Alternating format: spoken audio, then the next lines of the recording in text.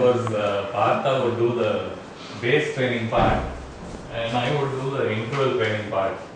But I think we got a little messed up with the, we overshot on the timings for the first time. So we're going to go straight with my interval training routine.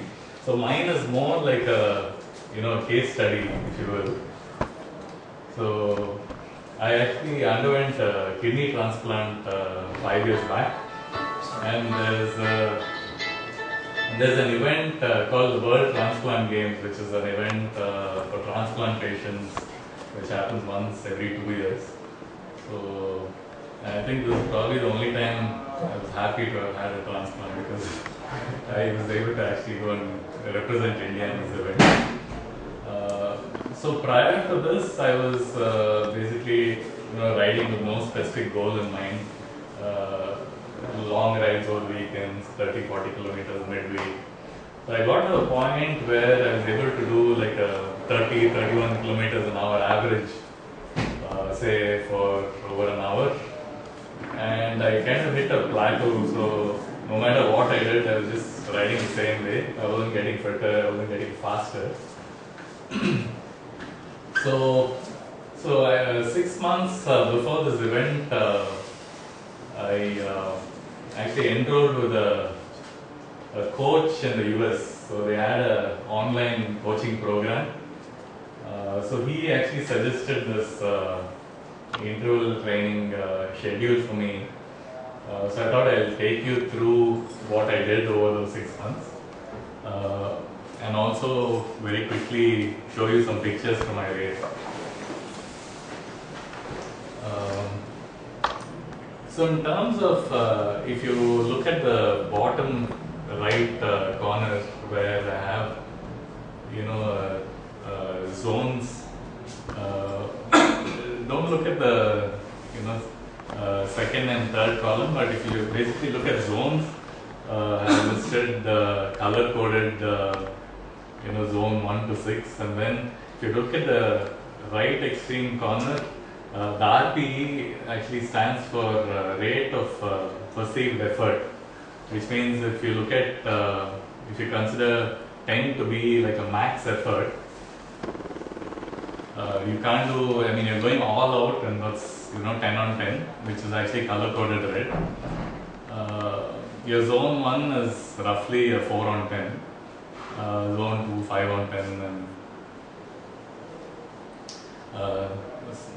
so I think to relate to zones, there are more scientific ways of doing it, and actually Partha was going to do that part, but I'll very quickly go through it. Your zones can be based on your maximum heart rate, and that is one way of doing this. And then other more layman methods would be, if you're in zone 1 or 2, you should be able to make a conversation with your riding partner without any effort, non-stop conversation. If you're in zone 3, you're probably able to talk a full sentence, after which you probably, you need to take a breath. If you're in zone 4, you're probably, able to talk a few words, after which you need to, take a deep breath. You can't stop. You'll have to stop talking. Zone 5, you probably can manage a word or two. And zone 6, you just cannot talk because you're, gasping for breath, you're going all out.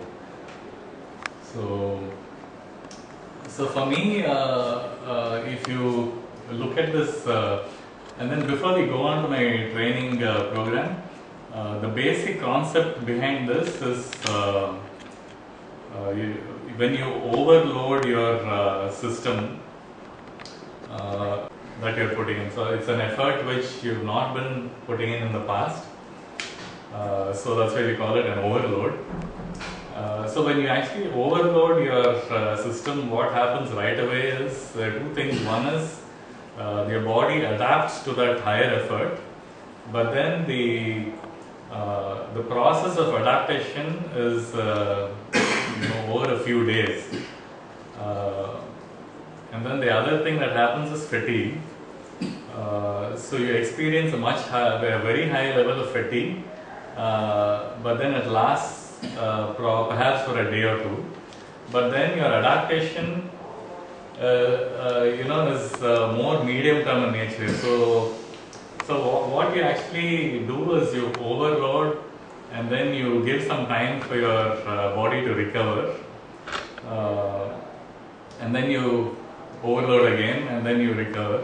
So how you organize this training to achieve your goal is, determines how you put all your various workouts into your plan. So mine was, like I said, a 6-month effort, and the race I was training for, there were 2 events. One was a 20-kilometer road race, and then another was a 5-kilometer time trial, both very short, very intense. So if you look at the top right corner, and if you look at the number of hours that I actually spent in each of these zones, obviously the zone 2, the endurance, so each of my interval training days was also a 1-hour effort within which I was doing some kind of an interval training. We'll get into that part next. So if you look at the composition of training, I spent most of my time doing intervals in zone 5 because my race was intense, and 5-kilometer time trial, 20-kilometer road race. So I was doing more zone 5 than even zone 4 or zone 6. So if you had a 60-kilometer road race, you wouldn't be spending as much time in zone 5 as I did. You would probably be doing more in zone 3 or more in zone 4. Then coming back to how the training was organized.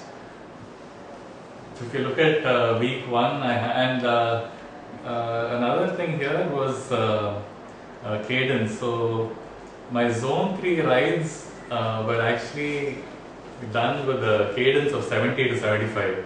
So lower your cadences, there's more load on your legs, less on your cardio system. And more your cadences, you could be doing the same speed, but then you're loading your cardio system more and your legs less. So ideally, a cyclist should be fairly versatile. You should be able to do a 100 cadence, and you should be able to do a 70 cadence. If you have to suddenly accelerate, you may have to go into 100 and stay on that for a while till you catch somebody. So the idea of working in different cadences, one, of course, working at that 70-75 cadence was to strengthen the legs. Otherwise, it was basically to make sure that I'm working at different cadence zones and also comfortable with that. So going back into the training schedule, so I had 3 weeks of training, and then the 4th week would be like a recovery week. If you look at the 4th week, 8th week, 12th week, all of these were easy weeks. So if you look at the color code and also the zones, you'll find that every 4 weeks I had an easy week to kind of recover. And within the week also there were recovery days. Monday was an off day. Tuesdays, Thursdays and Saturday would be interval training days. Wednesday would be a easy zone 2 ride. Friday would be an off day. And Sunday would be the long ride. Basically again, even though you're doing your interval training, you still need to revisit your zone 2 and your base training. So you can't completely stop doing base. So the idea of a long Sunday ride was that. And if you look at the right hand side column, you'll find a progressive increase in the number of hours I'm spending. Not a big difference, but considering that my event was short, I didn't have to train too long, and of course I did not spend all my time training. I had other things to do. So, and as you go down as we progress down the weeks, you'll find more reds, which means that a lot of short entrance training rides. And even though you go into the more intense rides closer to your event, you still Let me just give you an example. If you look at the green on week 2, on Monday, 4 into 5 minutes of zone 4. And then if you go down to week 17, on a Thursday, I did 2 into 20 minutes. So basically, it's a much longer interval. So the assumption is that in 4 months, you're able to do a much longer zone 4 ride than what you were able to do at the beginning. And another good thing my coach would tell me was, with all this training, 4 months later when you're doing your zone 4, you're going much faster. And it's mentally really, motivating to see. This is when you really see your improvement. Otherwise, you're hitting a system with hard efforts day in, day out. You hardly have the time, because from my 4th month and 5th month, I didn't see much improvement. I just had to trust that I was improving without actually seeing that kind of improvement, because you don't give your body enough time to actually recover. So closer to the event, if you look at week 24, somewhere in between it stops. So after which I actually took off for the event. So the 3 weeks prior to that, you will find that I'm riding less. It's called tapering. That means you're giving your body time to actually recover, and your legs are fresh, you're in good form, and then you're able to give your best to your event. So I just have some pictures from the race. So they were actually close to 2,000 athletes from 63 countries. It was like, Olympics. There were various events. People should have had any kind of transplant, whether a liver, kidney, heart, pancreas. So anyone who had a transplant qualified. So India had a very small team of 5. I was the only cyclist. We had badminton, table tennis. The short guy there, he was actually an athlete. So this is from the opening ceremony. We had a little parade where I got to carry the flag. All of us took turns carrying. This was the start of the road race. So the course was highly technical. It started off right away with a 300-meter climb, which was an average 9% grade. So it started off with a 7% grade and then got on to a little over 10%. So the really strong riders were able to just sprint right away. And there's just no chance for anyone who's not in that category to stay with them. So forget the peloton. Right away the field just got split.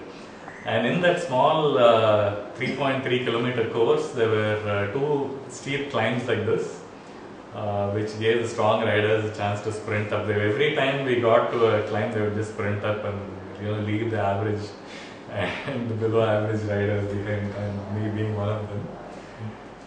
One of them is what, leading or trailing? I was saying I was either average or below average, so I had no chance of staying with these guys when they were sprinting up the hill. So were you briefed about the route before the start? Yes, but it didn't help much because of course it had rained, the track was wet, the descents were doing at 50, and then there would be sharp turns and wet roads. The Europeans were very comfortable in those conditions. They didn't bat an eyelid, they were just ready to go and race. How do they break into these sharp turns? Do they tend to No, they kind of ease into, they take the right racing line, and there are no, you can't break abruptly for sure.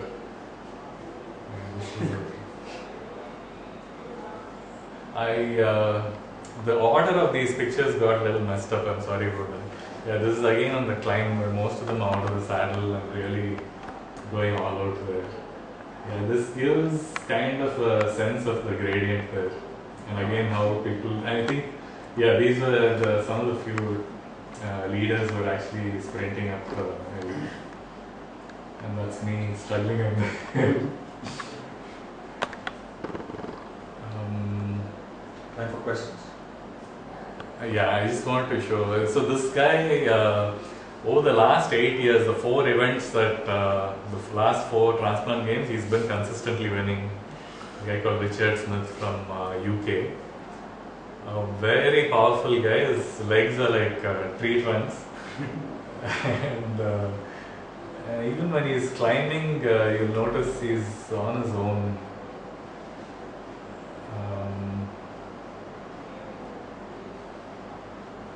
That was the start of the time trial. There it was. Previous. Yeah.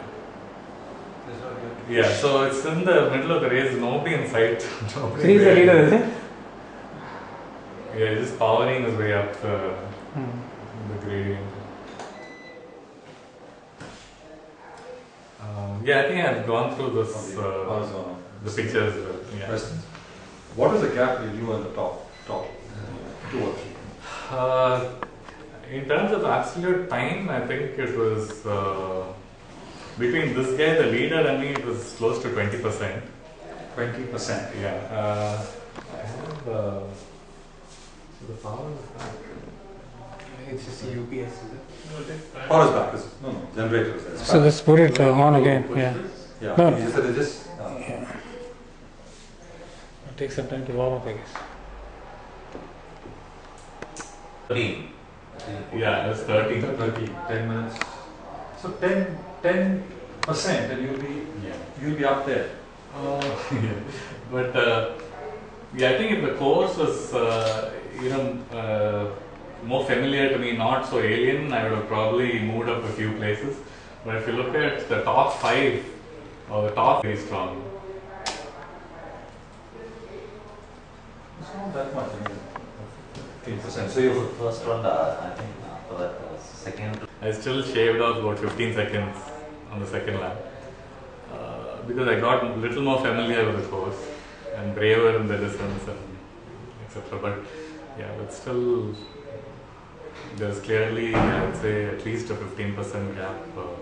So how do you plan to And in that 6 months of training, I actually improved about close to 15%. final lap? Both. What is a mix? It was a mix because I would say both were equally effective. Very effective. I think it's so hot in here, guys. Having something like that, indoor trainer, is an absolute must. In our city, it's an absolute must because after March to be out there after 8 o'clock is very difficult. But do a bang on a fast session there. Now you have all the live, the courses, and you have all the live stuff. Many models. You also have a few. Many people ask me about the punch-approved liners also. Yeah, also let them know that it's there. Did you do it to Australia? No. I mean, it took a lot out of me. I was, the recovery days I really used for recovery. I don't think I could have done any kind of cross training. For me, I think it was very abrupt because I hadn't done this kind of training and then the event was coming, so I was, highly, motivated about that. So I think the last month before the event, I was almost got to like an overtraining situation. I was feeling weak all day, and I think not the healthiest way to do it. Probably, to ease into this over a longer period makes sense. I think I went from being like almost a novice to trying to be an expert in too short a period. So otherwise, I think ideally some cross training in between. And I think once you get to a point where you're able to do a 33 average over an hour, then I think to go into this kind of training makes sense. Otherwise, I think do more of zone 3. I mean, after all your base training, do Whole of the idea, I would not strain my muscles. You should keep that in my mind because that takes more time to get relaxed than your confidence. If you want to maintain a speed, you can still maintain a speed. But high patterns going above the zone, right? There is again a problem. So you have to get your combination. Okay, I'm very comfortable on this. My speed is better, my tolerance is good. So you have to define your own by doing some combination. Okay, this is that comes over a period of time. Good. So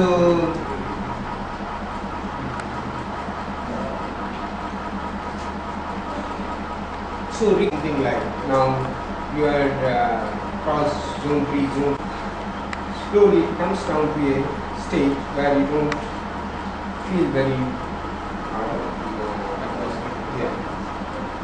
and that's the resting zone.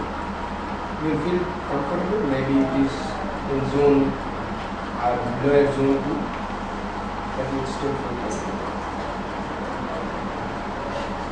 Yes, any specific questions? And okay, see more in zone 2 is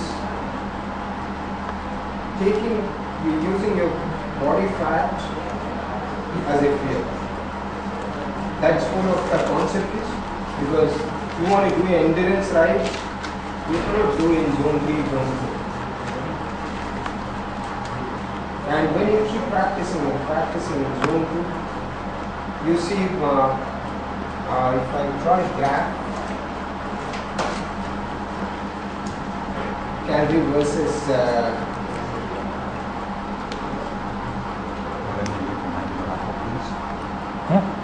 this is kilocalorie saved. And this is say time. So hope you all had gone through the different sessions. So first, many thanks to Srinath and Rajesh, Partha, Gayatri for sharing some of your experiences with us and training us. Sorry, Rajesh, yes. So thank you so much for coming here and sharing your knowledge with us. It really helped us, and I think most of us over here are cyclists. So mainly the yoga session, like where Gayatri was talking about training strengthening the spine and also the abs, so that really helps a lot, and also for some of the stretching exercises post cycling, and also some exercises that you can do before the cycling event. And also thanks to Rajesh and Partha for letting us know about how to plan the training and how to do it in a more systematic way. So I hope everybody had a good session and your questions were answered. So we had some discussions with them. So from TCC side, we will be having more such sessions in the future as well. So thanks to your participation. Thanks to Srinath and others for organizing this. So you promise to ride 100k per day now? Yeah, but first I'm going to sign up for the yoga class 5 days a week, starting from next week. You told the same thing 3 months back in the same room last. I'm more serious than happening from December. Let me just remind you that TOT starts on 24th Of December. 25th, and you've been generally inactive for a long time. I'm a volunteer. I've been practicing on that. How to support the drink, eat well. how to take care of others. Training. We hope you all had fun. We are here anytime. Just call, email. Happy to help you. Look forward to 300, 400, 500 rides. So I can share the email of all the people who handle the sessions today. Kind of in future, any questions they can even, if there are a bunch of questions, we can just write to us so that it can be an open FAQ kind of thing, so that I'll get the answers and then consolidate and then throw all the answers to you. Yeah. Okay, so one more, we announced this yesterday in the TOT page. So one good news is, Srinath's company, MyTVS, is planning to give us devices, GPS-based devices, which will be plugged into every cyclist, and it's a portable device. It can be easily put onto your pouch, and that's going to kind of help us track each and every rider depending on where he is. If he's taken a detour from his existing predefined route, then there is a central call center run again by MyTVS, which would help us determine the location, send the volunteers there, and bring them back. So it's basically helping us track and trace the riders, and helps us conduct the event more smoothly and in a less chaotic manner. So thanks to Srinath and Srikanth, his GM, for getting coordinating with the OEMs who are actually manufacturing these devices and letting us use this as part of this to customer level. You can actually also download your speeds and the gradients and the times and all that at the end of the day. You can also do that. The ambulances and the support cars will also have this, so in case you want a car, you can see the drawing. So all these things are being done. Of course, if you stop for too long, you have to break. Too many samosa breaks, the call will come, hey, what are you doing out there? Even from home, you still be able to track the type of data you are. That's also there. You can, anybody from home, your wives and all that, can sit down, make sure that you're staying on the straight and narrow. That's also there. And you are in the place where you told, no? Yeah. You're not going elsewhere. Yeah. Okay, just to add to this, now that you have time till December 25th, guys, start training every day. I'm telling you, if you put this hard work that you're going to put till your 25th, on the day from 25th to the 31st, you guys will definitely do well. It's another motivation to make another continuity for the next mission. So you must start training. Don't take it Thanks, as Neville. Absolutely. Well answered. And the support system that we have for the TOT should be a support system, should not become a transport system after the first 2 hours of exam. So that's what he means to say, That's what it means when it just when we go call with training. your own pace, just do it. I mean, just hold on your mileage or hold on your time, something. Okay, have one of them and just keep going. And tell you, after your total ride of the tour that you've done, you will feel good that you have achieved something that you never thought about. And then you actually motivate yourself for the next one, which you will never know that you are able to do better and better. So start training. I mean, without training, no chance. This is not like a fun game of doing 700 or 800 kilometers just on those 7 days. Okay, hope it was fun. See you guys on the weekend. Thank you. Just everyone can just